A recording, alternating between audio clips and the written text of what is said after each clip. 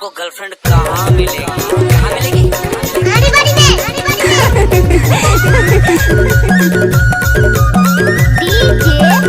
संजू कुमार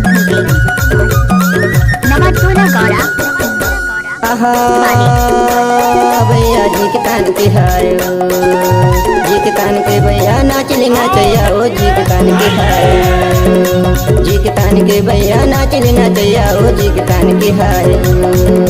जी के तान के भैया जी के तान के जी के तान के भाई जी के तान के जी के तान के भैया जी के तान के वो हाय जी के तान के जी के तान के भैया नाच लेना चाहिए ओ जी के तान के हायो जी के तान के भैया नाच लेना चाहिए ओ जी के तान के हाय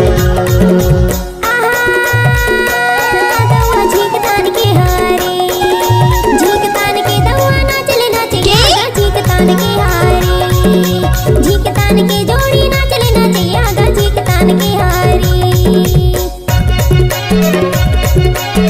डीजे संजू कुमार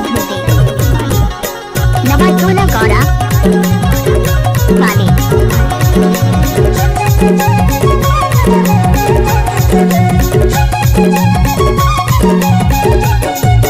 दार रंधे भात रंधे चम्मच में गोल दार रंधे भात रंधे चम्मच में गोल हाउ डकरी डकरा झगड़ा हो लतर पतर सोए ओ जी के तान के भैया नाच लेना चाहिए ओ जी के तान के हाय जी के तान के भैया नाच लेना चाहिए ओ जी के तान के हाय डीजे संजू कुमार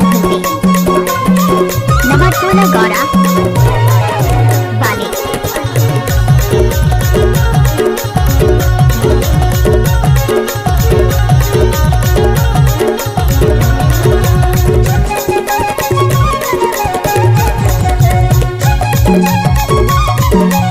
नगाड़ा के ना चाहिए हम सिंह भैया यार नगाड़ा के ना चाहिए हम सिंह भैया यार संगवाना चाहते हाँ वे रामी भैया आएगा झीक तान के दवा नाच लेना चाहिए आगा झीक तान के हारी झीक तान के जोड़ी नाच लेना चाहिए आगा झीक तान के हारी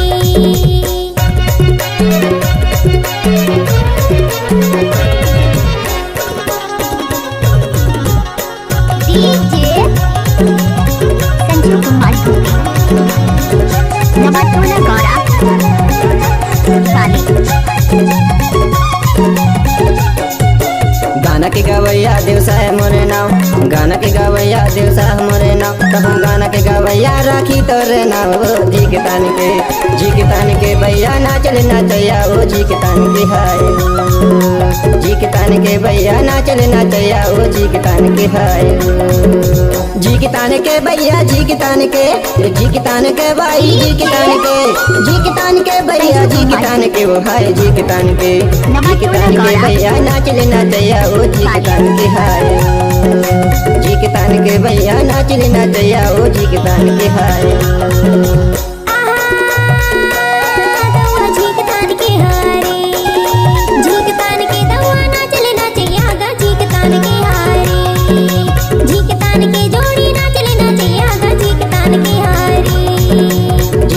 के भैया नाच लेना चाहिए ओ जी के तान के हाय जी के तान के जोड़ी नाच लेना चाहिए आगा जी के तान के हारी जी के तान के भैया नाच लेना चाहिए ओ जी के तान के हाय संजू कुमार जी के तान के